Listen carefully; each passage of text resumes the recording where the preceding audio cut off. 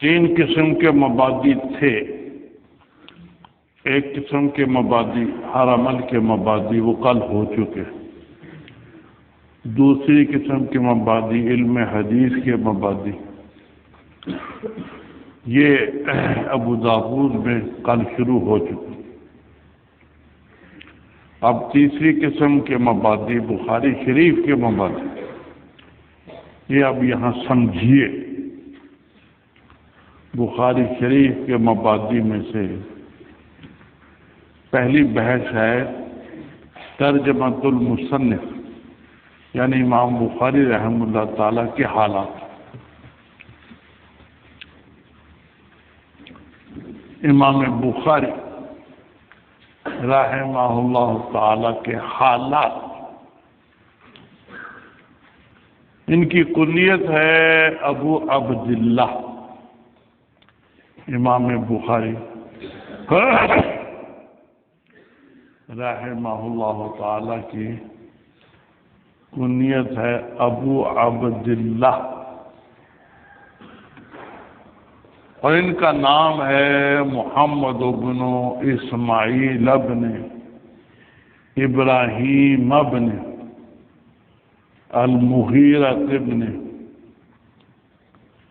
بردزبہ. یہ ان کا نام ہے پورا محمد ابن اسماعیل ابن ابراہیم ابن المغیرہ ابن بردزبہ.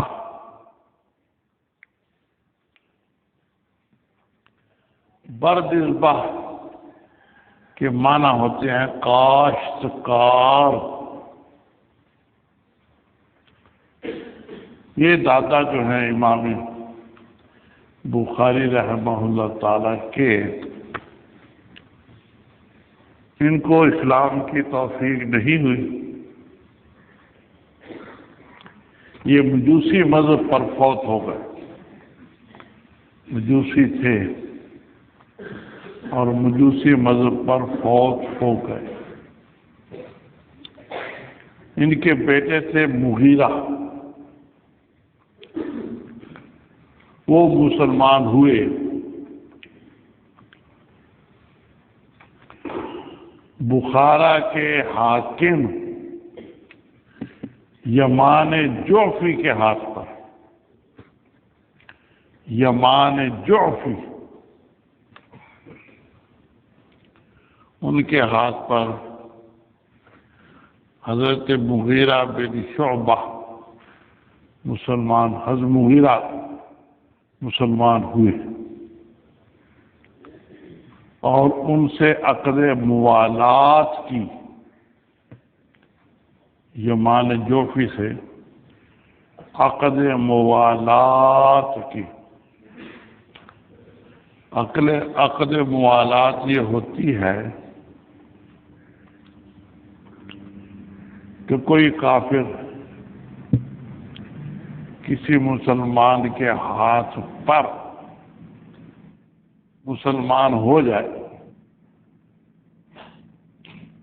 اور اس سے کہے کہ جب تک ہم دونوں زندہ رہیں گے ایک دوسرے کی امداد کریں گے.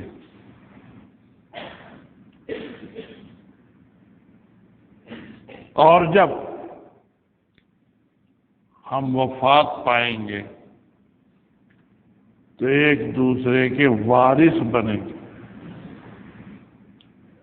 اس کا نام ہے عقد موالات.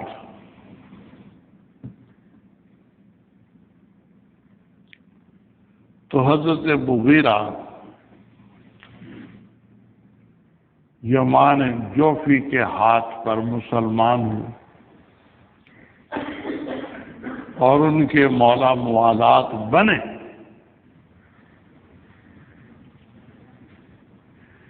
اسی لیے امام بخاری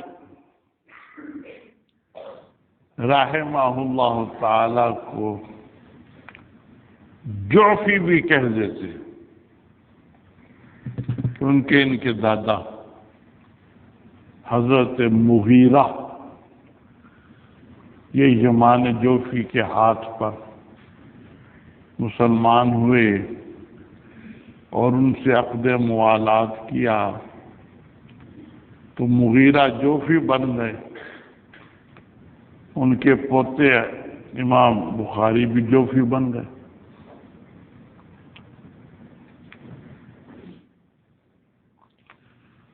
مغیرہ کے جو بیٹے ہیں ابراہیم، ان کے بارے میں حافظ ابن حجر عسقلانی فرماتے ہیں کہ ان کے حالات ہمیں نہیں پہنچے. ابراہیم کے حالات ہمیں نہیں پہنچے.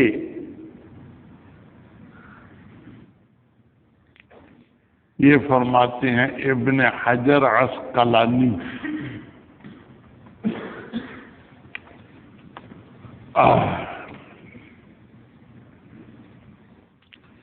جی ہاں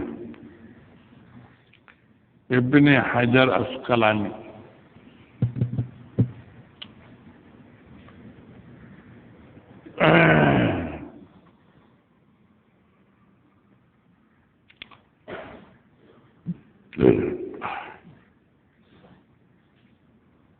بخاری شریف کے دو بڑے شارح ہیں، ایک ابن حجر عسقلانی ہیں اور دوسرے بدر الدین عینی ہیں. یہ دو بڑے شارح ہیں صحیح بخاری. شہاب الدین ابن حجر عسقلانی اور بدر الدین عینی.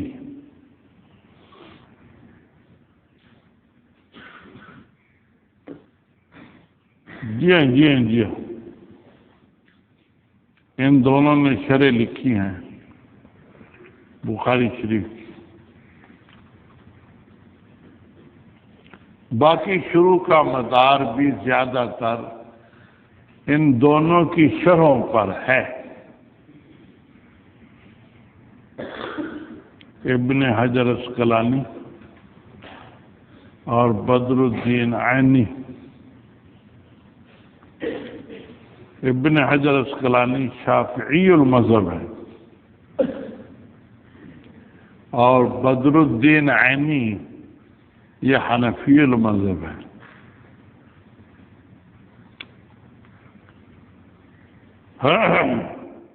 دونوں ہم زلف ہیں، ایک ہی بزرگ کے دونوں داماد ہیں. ابن حجر عسقلانی بھی اور بدر الدین عینی بھی دونوں ہم زلف ہیں، ایک ہی شخص کے داماد ہیں. انہی دونوں شرحوں پر احادیث کی باقی شروع کا دار و مدار. اب علامہ نووی تو ان سے پہلے ہیں، دونوں سے پہلے ہیں.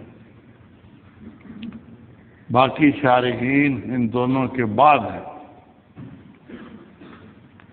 تو علامہ نووی کی باتیں تو ان دونوں نے لے لی ہیں اور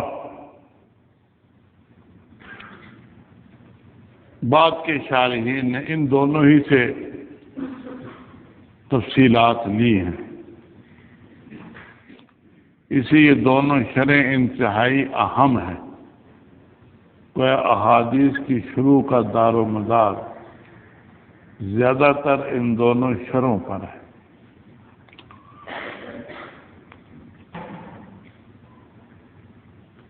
فتح الباری یہ لکھی حافظ ابن حجر عسقلانی نے، اور عمدۃ القاری یہ لکھی حافظ بدر الدین عینی نے.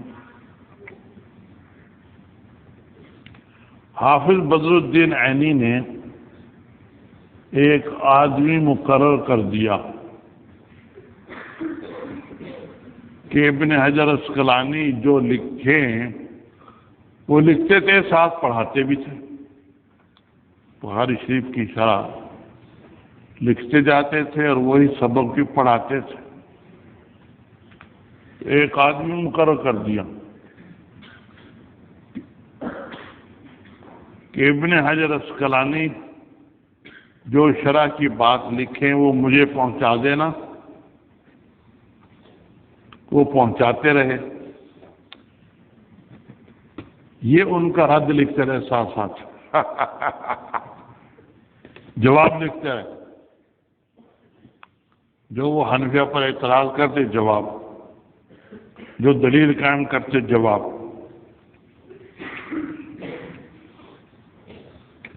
تو حافظ ابن حجر کی فتح الباری بھی جب تیار ہو گئی تو بدر الدین عینی کی عمدۃ القاری بھی تیار ہو گئی۔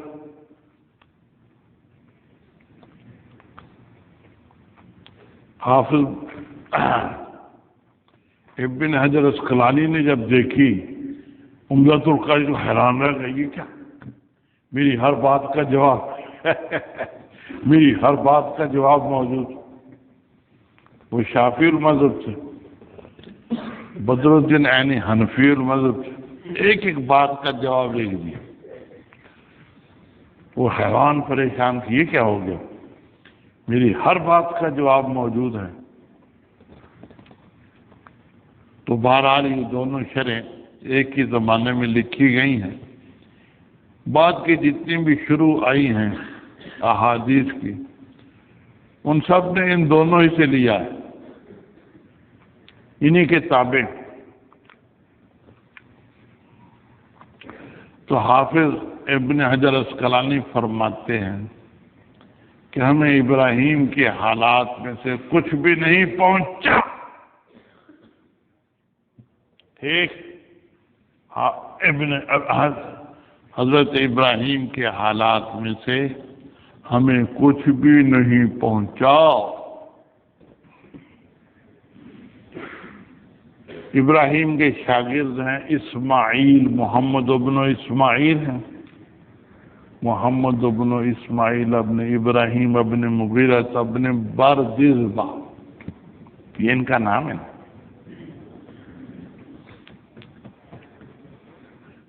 تو ابراہیم کے بیٹے اسماعیل کہ انتہائی درجے کے متقی پرہیزگار تھے، عالم باعمل تھے،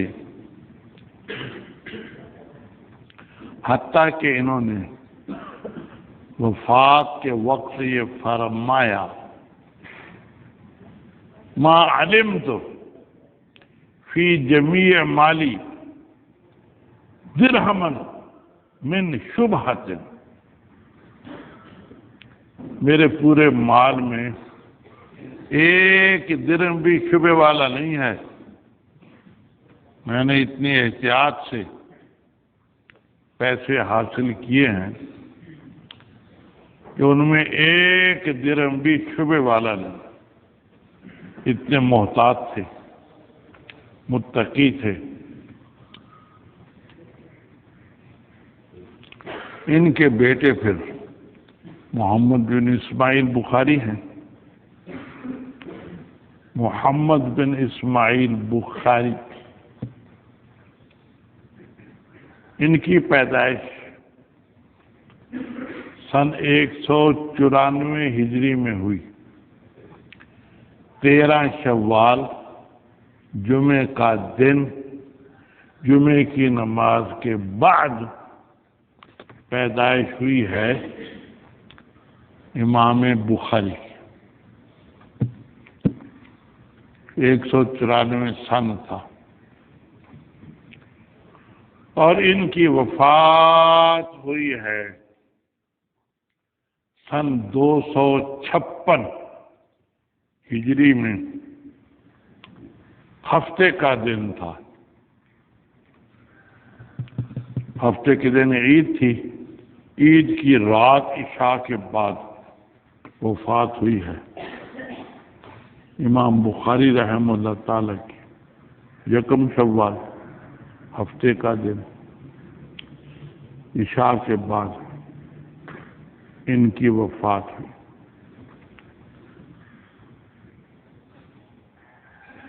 جی ہاں جی ہاں جی ہاں، وفات ہوئی ایک گاؤں میں جس کا لقب مشہور ہوا خرتنگ۔ خرتنگ میں ان کو دفن کیا گیا۔ اس گاؤں کا اصل نام تو کچھ اور تھا۔ سمرقند سے 2 فرسخ، سمرقند شہر تھا، اس سے 2 فرسخ کے فاصلے پر یہ گاؤں تھا۔ 1 فرسخ ہوتا ہے 3 میل کا، پرانا میل انگریزی میل سے 1 فرلانگ بڑا ہوتا ہے۔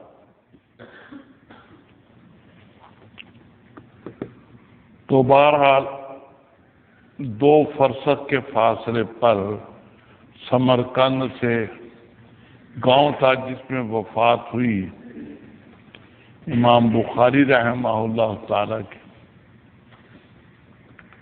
تو سمرقند سے لوگ گدھے کی سواری پر اس گاؤں میں آتے تھے، کیونکہ لوگ بہت زیادہ آ گئے امام بخاری رحمہ اللہ تعالی کا جنازہ پڑھنے کے لیے، تو گدھے کی سواری ملنی تنگ ہو گئی، اس لیے گاؤں کا نام ہی مشہور ہو گیا خرتنگ۔ خرتنگ جس میں خر کی سواری ملنی تنگ ہو گئی۔ ایک اس میں فوت ہوئے امام بخاری اور وہیں دفن کیے گئے۔ جب دفن کیے گئے تو ان کی قبر مبارک سے بہت عمدہ قسم کی خوشبو آنی شروع ہو گئی۔ لوگوں نے تبرکاً مٹی اٹھانی شروع کر دی۔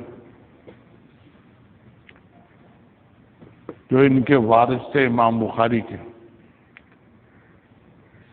نرینہ اولاد تو نہیں چھوڑی، کچھ بیٹیاں تھیں، کچھ اور رشتے دار تھے، وہ مٹی ڈالتے، لوگ اٹھا کر لے جاتے، ان کو خوشبو آ جاتی، پھر مٹی ڈالتے، اس میں خوشبو آ جاتی، پھر لوگ اٹھا کر لے جاتے۔ تو انہوں نے تنگ آ کر چاروں طرف لکڑیوں کی دیوار بنانی، چاروں طرف قبر کے، کوئی آگے جا ہی نہ سکے، کوئی آگے جا ہی نہ سکے۔ پھر قبر محفوظ ہوئی۔ ٹھیک، تو 256 میں وفات ہوئی۔ جس رات وفات ہوئی ہے عشاء کے بعد، اس سے 3-4 دن پہلے عین اسی وقت عشاء ہی کے بعد ایک صاحب نے خواب دیکھی کہ نبی پاک صلی اللہ علیہ وسلم اور چند صحابہ کرام انتظار کر رہے ہیں محمد بن اسماعیل کا۔ تو محمد بن اسماعیل اب آنے والے ہیں یہاں۔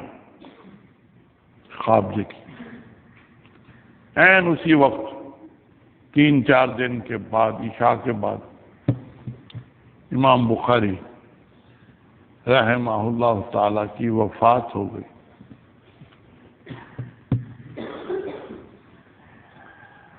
کسی نے امام بخاری رحمہ اللہ تعالی کے سن ولادت، سن وفات اور عمر کو یاد کرنے کے لیے 2 شعر بنا دیے، 2 شعر بنا دیے۔ کان البخاری حافظا و محدثا جمع الصحیح مکمل التحریر میلادہ صدق و مدت عمرہ فیہا حمید وانقضا فی نوری. ان دو شعروں میں سن ولادت، سن وفات اور عمر، یہ تینوں آ گئے ان دو شعروں.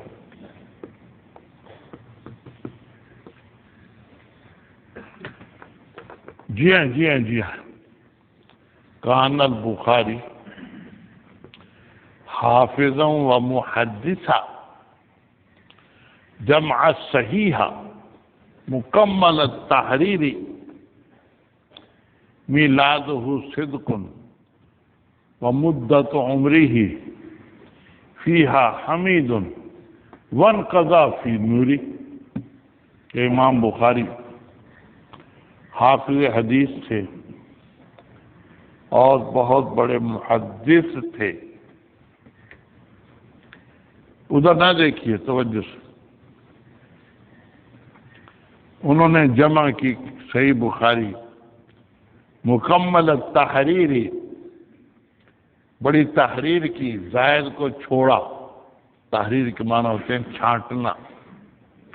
کمزور حدیثوں کو چھوڑا، قوی حدیثوں کو لیا. میلادہ صدق، ان کی ولادت سچی ہے. ومدت عمرہ فیہا حمید، اپنی عمر میں وہ نیک بن کر رہے، محمود بن کر رہے. وانقضا فی نوری، اور نور میں چلے گئے، وفات ہو گئی. تو اس میں تینوں چیزیں آ گئیں، لیکن ان تینوں چیزوں کے سمجھنے کا مدار ان 8 لفظوں پر ہے. 8 لفظ آپ یاد کریں گے تو پھر یہ تینوں آپ کو سمجھ میں آئیں گی. ابجد، حوض، حتی، کلمت، صافت، قرشت، سخت، سزل.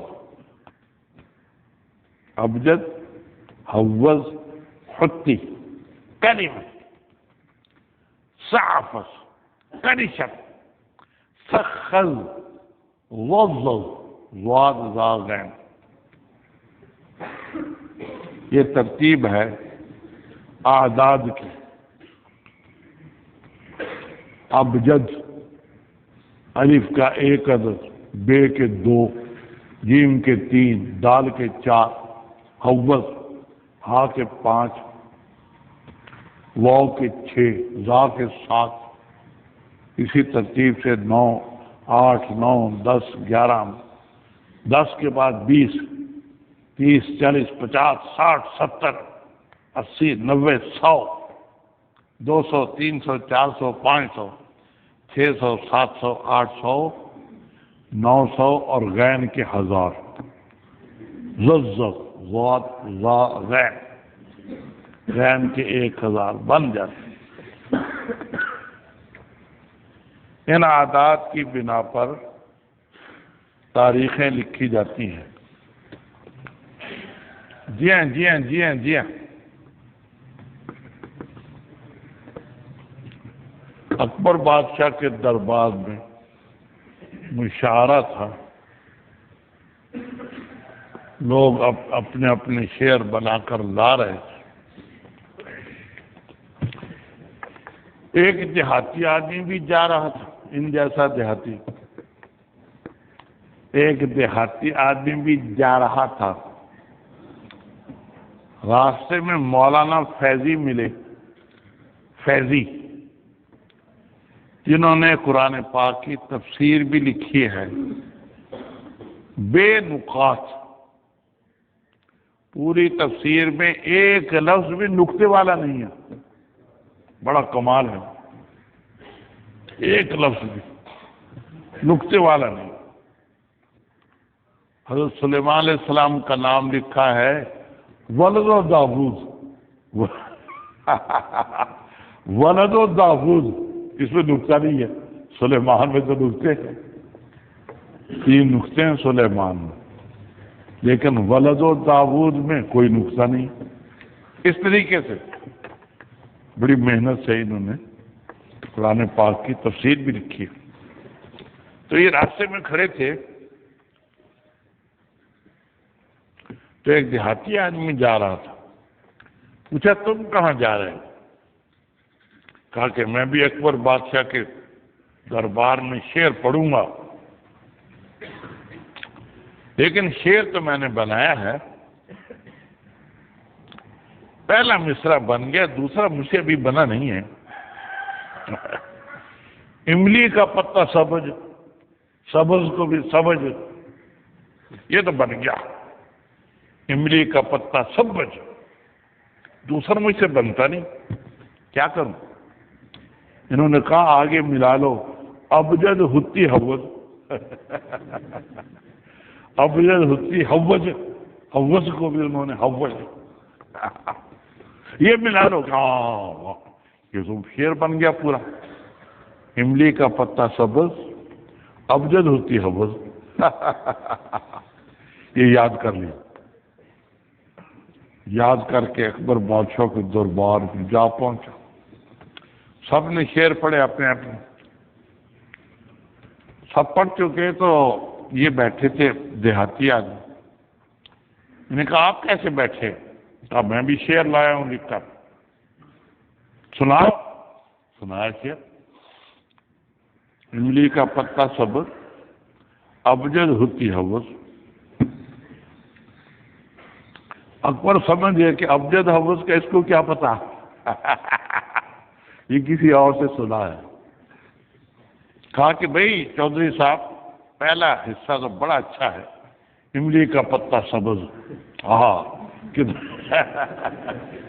کتنا اچھا ہے، یہ دوسرا تم نے کیا ملا دیا، ابجد ہوتی حوض، یہ کیا چیز ہوتی ہے، ابجد ہوتی حوض، یہ کیا؟ فیضی بھی پاس ہی بیٹھے تھے، تو اس نے اتنی بڑی گالی نکالی کہ یہ اس نے بنایا ہے، اتنی بڑی گالی نکال کر کہتا ہے کہ یہ میرا نہیں ہے، یہ اس نے بنایا، میں نے پہلے ہی بنایا، یہ ابجد حوض ہیں، ان کو یاد کر لینا چاہیے، جتنی تاریخیں نکالتے ہیں نا انہی سے نکالتے ہیں۔ جی ہاں جی ہاں جی ہاں، ایک آدمی نے اپنے طوطے کو ذکر سکھایا، ذکر کرتا تھا۔ یہاں بھی ایک طوطا تھا، رشید شاہ صاحب یہاں رہتے تھے ان کوارٹروں میں، وہ جب ذکر کرتے لا الہ الا اللہ لا الہ الا اللہ لا الہ الا اللہ، طوطا سنتا تھا، وہ بھی کہتا تھا لا الہ الا اللہ لا الہ، جب کہو سناؤ ذکر تو سناتا تھا طوطا لا الہ الا اللہ۔ قاری عبد الباسط صاحب فوت ہو گیا، بڑے قاری تھے، وہ آئے، ان کو بھی طوطے نے سنایا لا الہ الا اللہ لا الہ الا اللہ، بڑے خوش ہوئے، وہ 1000 روپے کا خرید کر لے گئے اس کو طوطے کو۔ تو ایک طوطا ذکر کیا کرتا تھا، لیکن جب بلی آئی پھر سارا ذکر بھول گیا، بلی کھا گئی اس کو۔ تو اس کے مالک کے دوست نے اس کی تاریخ نکالی، میاں مٹھو جو ذاکر حق تھے، رات دن ذکر حق رٹا کرتے، گربائے موت نے جو آدابا کچھ نہ بولے سوائے ٹے ٹے ٹے ٹے ٹے ٹے میں یہ ان کی سن وفات ہے، یا کہ 10 اور ٹے ٹے کے حکم میں ہوتی ہے، اس کے 400 ٹے کے 400 400 400 1200 ہو گئے، اور یا کے 20 20 20 30 ہو گئے، 1230 سن وفات ہے اس کی، ٹے ٹے ٹے اس طریقے سے سن ولادت سن وفات لوگ نکالتے ہیں، تو یہاں بھی اسی حساب سے میلادہ صدق و مدت عمرہ فیہا حمید وانقضا فی نوری۔ میلادہ صدق، صدق کے 194 بنتے ہیں، صاد کے 90، دال کے 4 اور قاف کے 100، 194 ہوگا۔ ولادت سن 194 میں ہے۔ وہ مدت عمر ہی فیہا حمید، عمر ان کی حمید تھی، حمید کے 62 بنتے ہیں، حمید، ہا کے 8، میم کے 40 48 ہو گئے، یا کے 10 58 ہو گئے، دال کے 4 62 ہو گئے، ٹھیک۔ فیہا حمید وانقضا فی نوری، چلے گئے نور میں، نور کے 256 بنتے ہیں، نون کے 50، واو کے 6 اور را کے 256 ہو گئے۔ اس لیے اگر آپ یہ 2 شعر یاد کر لیں تو آپ کو تینوں چیزیں یاد ہو جائیں۔ کان البخاری حافظا و محدثا جمع صحیحا کامل التحریر میلادہ صدق و مدت عمرہ فیہا حمید وانقضا فی نور۔ صدق، حمید اور نور، اس میں تینوں آ جاتے۔ جی ہاں جی ہاں جی ہاں جی ہاں، امام بخاری رحمہ اللہ تعالی نے بڑی محنت سے 16 سال میں یہ کتاب لکھی ہے، 16 سال میں بڑی محنت کر کے صحیح بخاری تیار کی ہے، 16 سال لگے اسے امام بخاری رحمہ اللہ تعالی۔ میں نے بھی جو یہ شرح لکھی ہے الخیر الجاری، یہ 8 سال میں لکھی ہے، تھوڑی تھوڑی تھوڑی کر کے 8 سال مجھے لگے ہیں اس میں۔ تو امام بخاری رحمہ اللہ تعالیٰ نے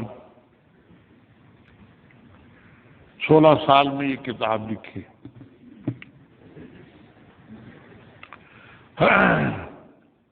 لکھی کہاں؟ اس میں 4 قسم کی روایتیں ہیں۔ بعضی روایتوں میں ہے کہ بخارا میں لکھی جہاں ان کی پیدائش ہوئی تھی۔ بعضی روایتوں میں یوں بھی ہے، خود امام بخاری فرماتے ہیں کہ میں نے اس حدیث میں، اس کتاب میں کوئی حدیث نقل نہیں کی، لیکن پہلے میں نے 2 رکعتیں مسجد حرام میں پڑھی ہیں، مسجد حرام مکہ مکرمہ میں، اور استخارہ کیا ہے۔ جب مجھے یقین ہو گیا ہے کہ یہ حدیث صحیح ہے تو پھر میں نے اپنی کتاب میں درج کی۔ اس سے معلوم ہوتا ہے کہ مکہ مکرمہ میں امام بخاری رحمہ اللہ تعالی نے یہ کتاب لکھی ہے۔ اور بعضی روایتوں میں بصرے میں لکھنا بھی آتا ہے، اور بعضی روایتوں میں مدینہ منورہ میں لکھنا بھی آتا ہے۔ تو بظاہر ان میں تعارض ہے۔ تطبیق یہ ہے کہ چونکہ 16 سال میں لکھی ہے تھوڑی تھوڑی، تو چاروں جگہ لکھی ہے تھوڑی تھوڑی، کچھ بخارا میں، کچھ مکہ مکرمہ میں، کچھ بصرے میں، اور کچھ مدینہ منورہ میں۔ کیونکہ امام بخاری 5 سال بصرے میں رہے ہیں، 5 سال بصرے میں رہے ہیں، اس میں بھی کتاب لکھتے رہے اور وہاں رہنے کے زمانے میں حج کرنے بھی جاتے رہے، اور جب حج کرنے جاتے تھے تو مدینہ منورہ بھی جاتے تھے۔ اس لیے چاروں جگہ تھوڑی تھوڑی لکھی ہے۔ بخارا، اس میں ان کی ولادت ہوئی ہے، اس لیے ان کو بخاری کہتے ہیں۔ بخارا شہر میں ان کی ولادت ہوئی۔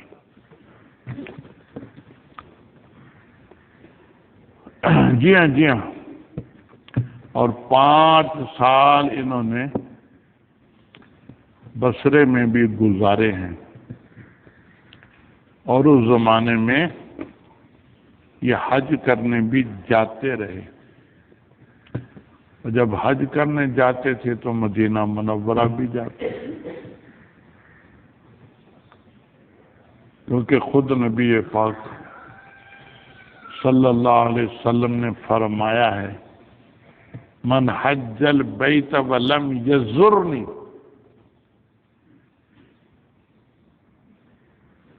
جی ہاں، جی ہاں،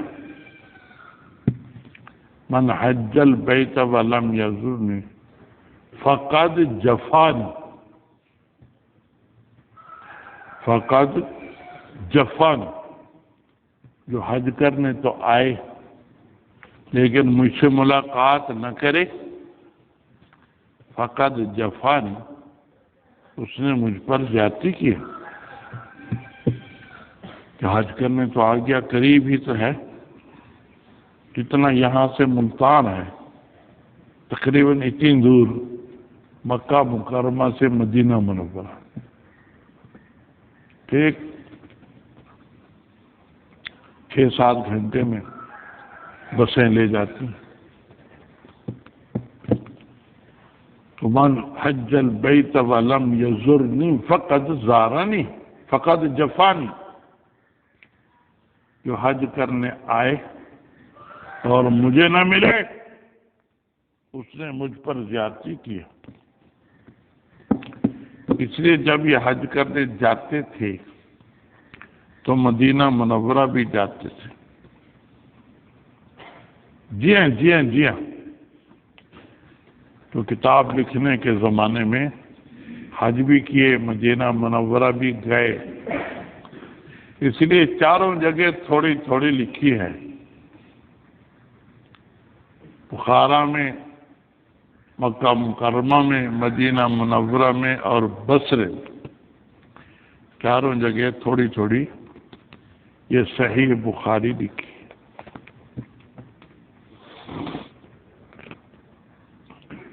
اور امام بخاری رحمہ اللہ تعالی یہ بھی فرماتے ہیں کہ لا یکون المحدث محدثا کاملا حتی یکتب عمن ہوا فوقہ وعمن ہوا مثلہ وعمن ہوا دونہ، کہ کوئی محدث کامل محدث نہیں بنتا جب تک کہ وہ اپنی عمر میں بڑے سے حدیث نہ لے، اور اپنے ہم عمر سے بھی حدیث نہ لے۔ امن ہوا مثلہ وامن ہوا دونہ، اور جو عمر میں اس سے کم ہے اس سے بھی حدیث نہ لے۔ جو خود فرماتے ہیں امام بخاری رحمہ اللہ تعالی، لا یکون المحدث محدثا کاملا حتی یکتب عمن ہوا فوقہ وعمن ہوا مثلہ وعمن ہوا دونہ۔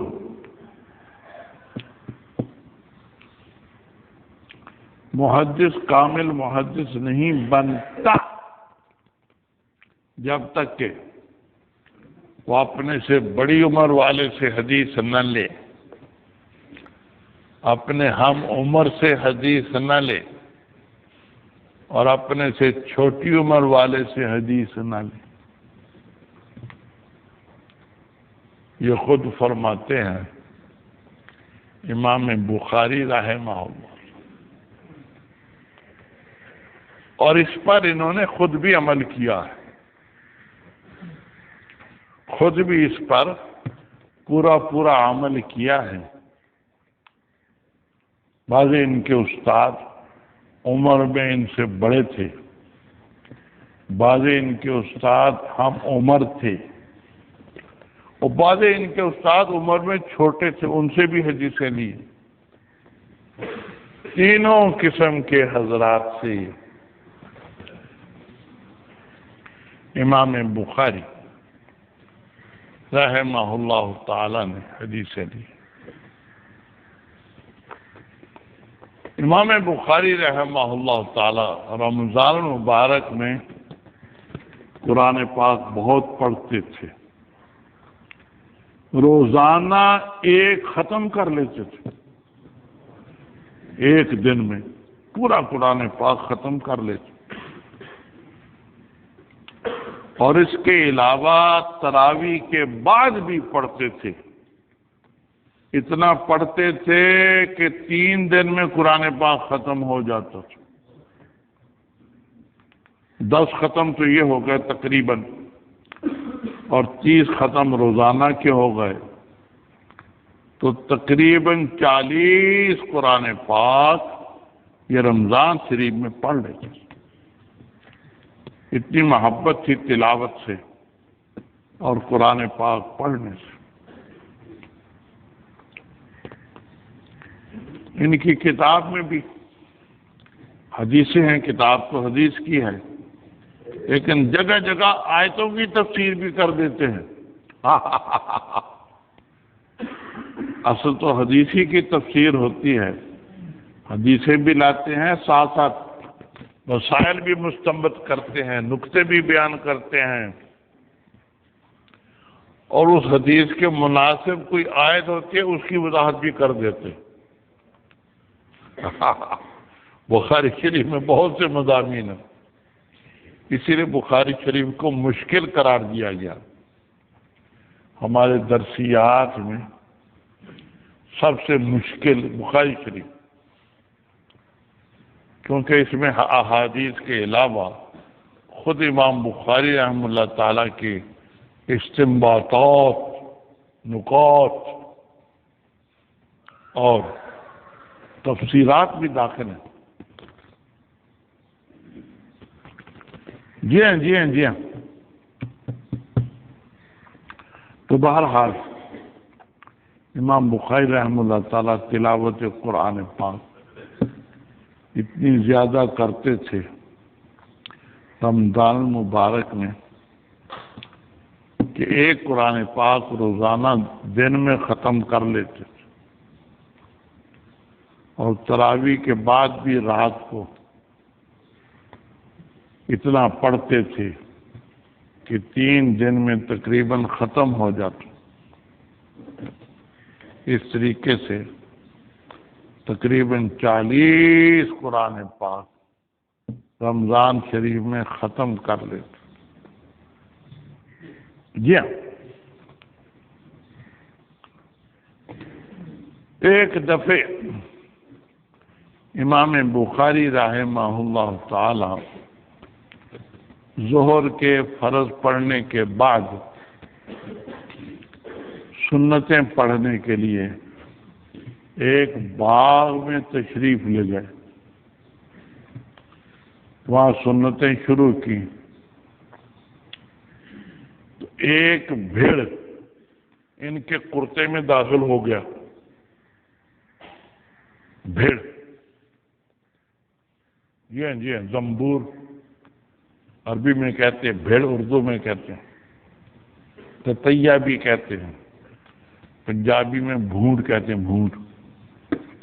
ایک بھونڈ ایک بھیڑ ان کے کرتے میں داخل ہو گئی، اس نے کاٹنا شروع کر دیا، یہاں یہاں یہاں یہاں 16 یا 17 جگہ کاٹا۔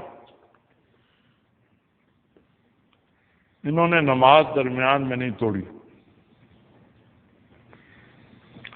پوری کر کے پھر اس بھیڑ کو نکالا۔ کسی نے کہا کہ یہ آپ نے کیا کیا؟ جب پہلی دفعہ ہی کاٹا تھا تو فوراً آپ سلام پھیر دیتے اور اس کو مار دیتے۔ کہا کنت فی سورۃ اقرأها فلم احب ان اقطعها، کنت فی سورۃ اقرأها فلم احب ان اقطعها، کہ میں نے ایک سورت شروع کر دی تھی سنتوں میں، میرا جی نہ چاہا کہ میں اس کو درمیان میں چھوڑوں، میں پڑھتا رہا، بھیڑ کاٹتا رہا مجھے۔ اس طریقے سے 16-17 جگہ پر بھیڑ نے کاٹا۔ اتنا گویا تلاوت سے ان کو شغف تھا، محبت تھی کہ 16-17 جگہ بھیڑ نے کاٹ لیا، لیکن سلام نہیں پھیرا، سورت پوری کر کے پھر سلام پھیرا۔ جی ہاں جی ہاں جی ہاں۔ بہرحال امام بخاری کے بہت سے مناقب ہیں، کچھ ہو گئے، کچھ پھر بتائیں گے، ساری باتیں آج ہی بتا دیں آپ، ساری آج۔